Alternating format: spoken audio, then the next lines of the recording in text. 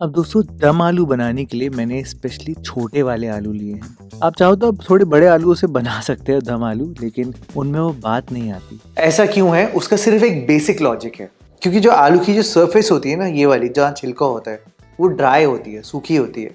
और अगर मैं आपको आलू काट के दिखाऊं तो ये देखो, उसमें उसके अंदर थोड़ा पानी होता है, मॉइस्चर होता है यहाँ पे।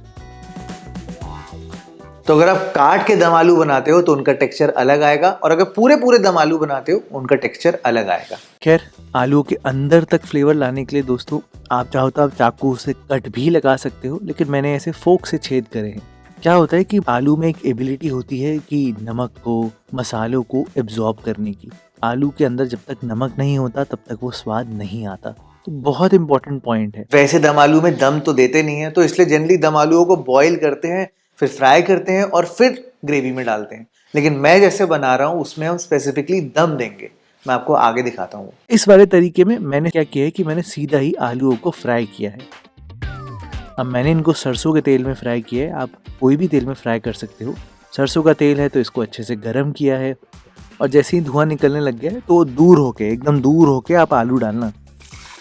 एकदम से मत डाल देना, नहीं तो छिटक के आपके ऊपर आ जाएंगे। ध्यान देना, क्योंकि आलू मैंने पानी में रखे थे ना, छिलने के बाद धोए हैं अच्छे से। तेल एकदम गरम गरम है तो छिटक के आपके ऊपर आ सकता है। तो आपने अपनी रिस्पॉन्सिबिलिटी खुद लेनी है। आप इनको आराम से थोड़ा दूर होके डालना, और इनको आपने बहुत अच्छे से फ्राई करना है, यानी कि अच्छा कलर लेना है आलूओं में। नहीं तो क्या होगा कि आपके आलू कच्चे रह जाएंगे। जब भी ढाबा स्टाइल में बनाते हैं ना, तो आलूओं को ऐसे ही पकाते हैं, क्योंकि इतना टाइम नहीं होता ना। तो आप अच्छे से कलर लेना। मैंने जानबूझ के कुछ आलू यहाँ पर कम कलर के भी रखे हैं, ताकि मैं आपको दिखा पाऊँ कि वो थोड़े से खड़े खड़े रह जाते हैं। आप ये देखो, यहाँ पर ये आलू का कलर कम है ना, ये थोड़ा सा कच्चा रह जाएगा। इसको पकाने के लिए टाइम ज़्यादा लगेगा, तो इसलिए आप आलू को अच्छे से पकाना, कलर ज़रूर लेना। अभी मैं आपको आलू की स्टेज दिखाऊं काट के, तो आप ये देखो, वैसे आलू काफ़ी हद तक पक चुका है, लेकिन जो उसका अंदर वाला पार्ट है, जो कोर है, वो अभी थोड़ा कच्चा है। ये देखो, अगर मैं आपको तोड़ के दिखाऊं तो कैसे टूट रहा है, मैश नहीं हो रहा आलू, थोड़ा सा खड़ा खड़ा है अभी। तो इस स्टेज तक अभी हमें पकाना है, फ्राई करने की स्टेज तक। और इतना सारा तेल तो यूज़ नहीं करने वाले, तो मैंने काफ़ी तेल निकाल लिया है, अलग कर लिया है। मैंने सिर्फ उतना तेल रखा है जिसमें मेरी ग्रेवी बन जाए। अब थोड़े से तेल में यहाँ पर सबसे पहले ग्रेवी बनाने के लिए लहसुन डालना। लगभग 7 से 8 लहसुन की कलियाँ मैंने यहाँ पर डाली हैं।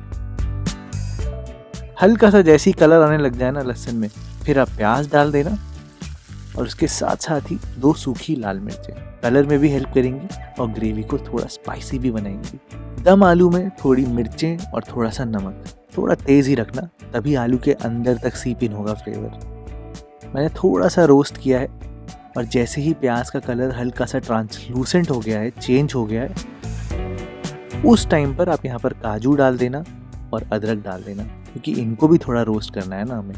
मैं जो बेस है ग्रेवी का बिल्कुल ढाबा स्टाइल बना रहा हूँ, तो इसलिए यहाँ पर ब्राउन अनियन नहीं कर रहा, हल्का सा कलर आने तक ही भून रहा हूँ। जैसे ही कलर आ जाए आप यहाँ पर 2 कटे हुए टमाटर डाल देना। ये मीडियम साइज़ के टमाटर हैं, और ये देसी टमाटर है, अगर आपको जानना है तो मैं बता दूँ। और टमाटर के साथ साथ नमक तो ऑब्वियसली आएगा ही। मैंने इसको मीडियम फ्लेम पर पकने के लिए छोड़ दिया है, लगभग 2 से 3 मिनट के लिए ढक कर। उतने में जो आपके टमाटर है ना, वो अच्छे से पक जाते हैं। आपने बेसिकली पकाना तब तक ही है जब तक टमाटर एकदम सॉफ्ट नहीं हो जाते, अच्छे से मैश हो जाने चाहिए, पक जाने चाहिए। ये देखो, इस स्टेज तक बस। अब क्या करना है, अब बेसिक सारी प्रिपरेशन हो गया हमारी दम आलू की। तो इस बेस जो हमने बनाया है मसाले का, जो ग्रेवी का बेस है, इसको एकदम फाइन पेस्ट बनाना है। देखो दोस्तों, वैसे तो मैं कभी नहीं बोलता कि गरम गरम मिक्सी में ऐसे मसाले को पीस दो, क्योंकि उसमें उछलने के चांसेस होते हैं कि अगर जैसी मिक्सी घुमाओगे ना, तो सारा मसाला बाहर आ जाएगा। गरम गरम में आप जैसे ही मिक्सी घुमाओगे तो ये पूरा निकल कर बाहर आ जाएगा, इतनी स्टीम होती है। तो अगर आप गरम गरम में पीसोगे तो ऐसे कपड़ा रख लेना, उससे ये होगा कि वो ऐसे निकल कर नहीं आएगा, थोड़ा बच जाएगा। मैं तो वैसे ही सजेस्ट करूंगा कि थोड़ा ठंडा करके ही पीसना, और कोशिश करना जितना फाइन पेस्ट हो सकता है उतना फाइन पीसना। तो मैंने अपनी कढ़ाई में सबसे पहले थोड़ा सा तेल डाला है। इस तेल में आप खड़े मसाले डालना, जैसे कि जीरा, बड़ी इलायची, छोटी इलायची, दालचीनी भी डालना, थोड़ी काली मिर्चें डालना, बहुत अच्छी लगती है। और इसके साथ रंग को एनहांस करने के लिए थोड़ा सा हल्दी पाउडर और कश्मीरी लाल मिर्च पाउडर, ये आप यहाँ पर डालना। बहुत बढ़िया कलर आएगा इतने से तड़के से। और फिर आप यहाँ पर पिसा हुआ मसाला डाल देना और इसको आपने अच्छे से पकाना है। मसाले का अच्छे से तेल निकलना चाहिए, तभी उसमें फ्लेवर आएगा।